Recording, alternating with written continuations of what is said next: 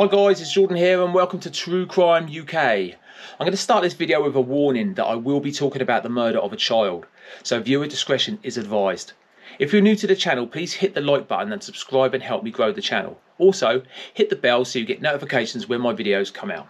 Now, on the 1st of July 2000, 8-year-old Sarah Payne was playing with her younger sister and two elder brothers in a cornfield when they became separated. 17 days later, Sarah's body was found murdered. A convicted paedophile named Roy Whiting was responsible. This video we will look into the events surrounding the sad case of Sarah Payne's murder.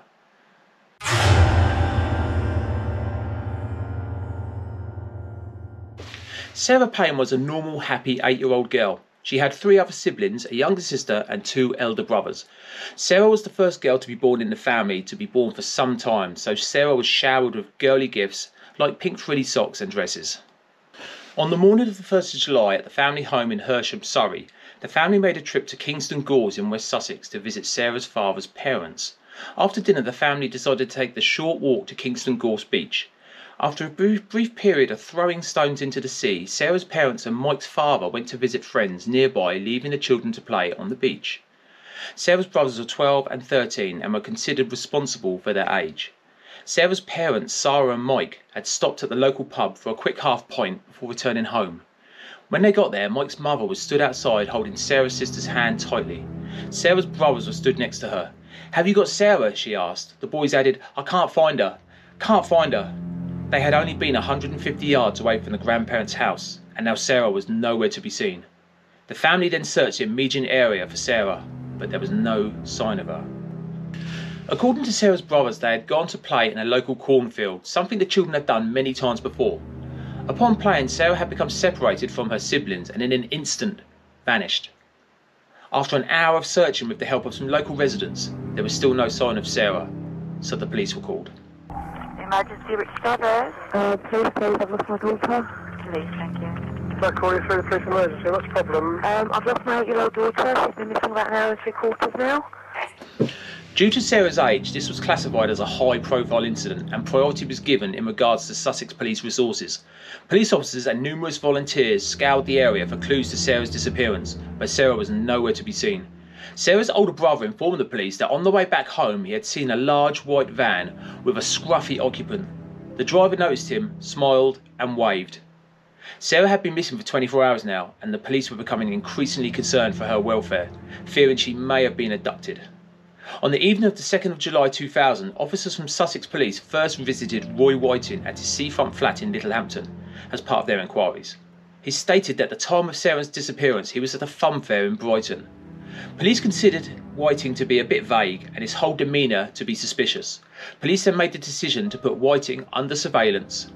Whiting was a convicted sex offender, where on the 4th of March 1995 he was abducted and sexually insulted an 8-year-old girl in the Crawley. On 23rd of June 1995, Whiting admitted charges of abduction and indecent assault and was sentenced to 4 years in prison. Although a psychiatrist who assessed Whiting after his conviction said that he was likely to re-offend once he was released, he was still released. Soon after questioning, Whiting was walking to his van, but was then stopped by undercover police and arrested. Whiting spent 2 days in custody, but there was no evidence to press any charges, and Whiting was released on bail. Police had found a receipt for fuel from Buck Barn Garage on the A24 in his van, not far from Coolham, after his initial arrest. Whiting did not return to his Littlehampton flat and went to live with his father in Crawley. Sarah's family made daily appeals on national television for help in finding Sarah. Sarah, if you're watching, Mummy loves you. And we miss you. And we're looking for you, darling, and we're going to find you. Okay? We're going to find you. The search for Sarah had now over 500 police officers and a large amount of volunteers, specialist police divers, helicopters and the military. Sarah's picture was widely used in newspapers and various media outlets for information, and as a result leads started to come in fast. In 24 hours 10,000 separate pieces of information had been received. Sarah's siblings were struggling with her disappearance. They were the last to see her and were finding it difficult to accept the situation. The younger sister would ask basic questions about Sarah, whereas the boys' questions were a lot more advanced. Abduction, evidence, and other related information. They would watch the news constantly for news on their sister. Michael and Sarah Payne were warned by police to prepare for the worst. explaining that the emphasis of their inquiries had shifted and there was a possibility that their daughter might not be found safe and well. On the 17th of July, the police family liaison officer, Sean Scott, had arrived at the family home with news. Sarah, Michael and Scott sat in the garden away from the rest of the family. Scott informed them that they had found the body of a child. It wasn't definitely Sarah, but there was no other young children reported missing at that time. At the same time the family was informed, the media had reported it on the news on television. The entire family had heard the news at exactly the same time. Sussex Field tonight, police are examining the body of a little girl found just 10 miles from where Sarah Payne went missing at the beginning of the month. The children rushed to the garden, closely followed by the rest of the family, asking if it was true. The body had been found in Pulborough in West Sussex by a farm worker in what looked like a disturbed attempt to bury a body. On the 18th of July, a rushed forensic examination of the body took place to determine the identity of the child. Sean Scott again attended the family home and informed them that the child's body was indeed Sarah Payne. Post-mortem that was carried out in the early hours of this morning. This is now a murder inquiry. The second thing that you will obviously be wishing to anticipate is that we have been able to identify that the body in the field half a mile from here is Sarah Payne's. Sarah's mother, still in disbelief, needed to see for herself, a decision she would later change. A murder investigation was opened by Sussex police. A lady in the village of Coolham contacted police. She said she had seen a child's shoe on the side of the road. She had noticed it about a week before Sarah's body had been found. She went to see if the shoe was still there upon hearing Sarah's body had been found. It was. On the 23rd of July, whilst under police surveillance, Roy Whiting stole a white Vauxhall Nova in Crawley. The theft was witnessed by the police that were keeping him under tabs. The police then tried to arrest him, and in an act of desperation, Whiting rammed the police car. It didn't work, and Whiting was arrested and then remanded in custody. On the 31st of July, police questioned Whiting again concerning Sarah Payne's murder. Police questioned him on every aspect of his life. Whilst Whiting was in custody for the car theft, police seized Whiting's van and sent it for forensic testing. He had a white van, the same that Sarah's older brother had seen the day he said the driver had seen him and waved at him. In the back of Whiting's van, the police found 2 strands of Sarah Payne's hair. The shoe that was found by the woman in Coolham was examined and found to have fibres on it that was in Roy Whiting's van from clothes. The forensic evidence was overwhelming, and on the 6th of February 2001, Roy Whiting was charged with the murder of Sarah Payne. In the 6th of February 2001, Whiting appeared at Lewes Crown Court charged with abduction and murder. Whiting pleaded not guilty to both charges and was remanded in custody. With his trial due to start on November the 14th, he was still serving his sentence for motoring offences, but the new charges against him prevented his release from prison during the summer of that year. Whiting's trial began on the 14th of November 2001 at Lewes Crown Court.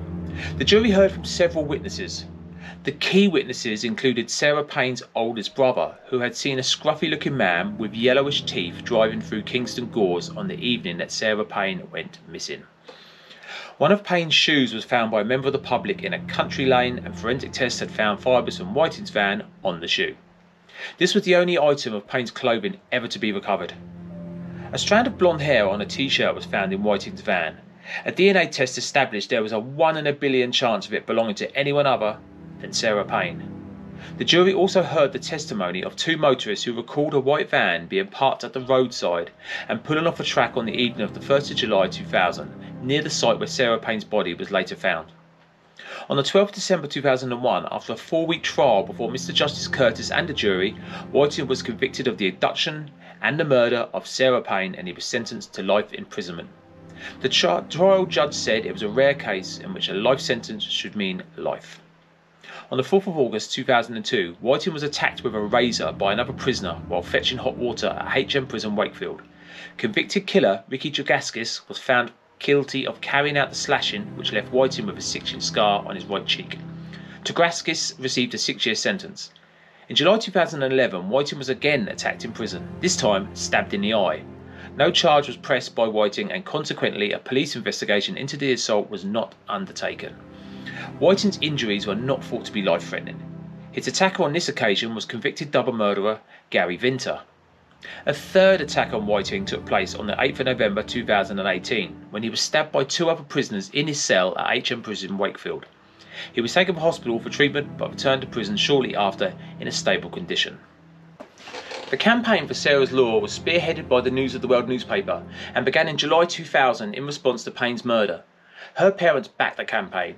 The aim of the campaign was for the government to allow controlled access to the sex offender registry so parents with young children could know if a sex offender lived in their area.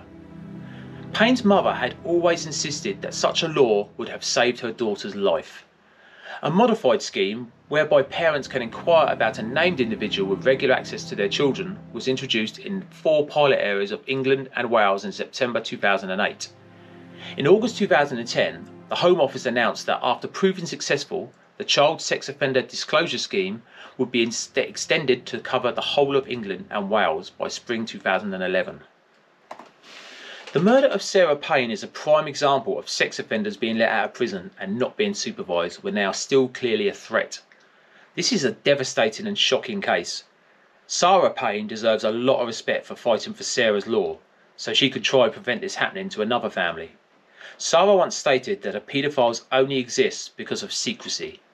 Take that away, and you take away their biggest tool in the bag. But justice has been done. Sarah can rest in peace now.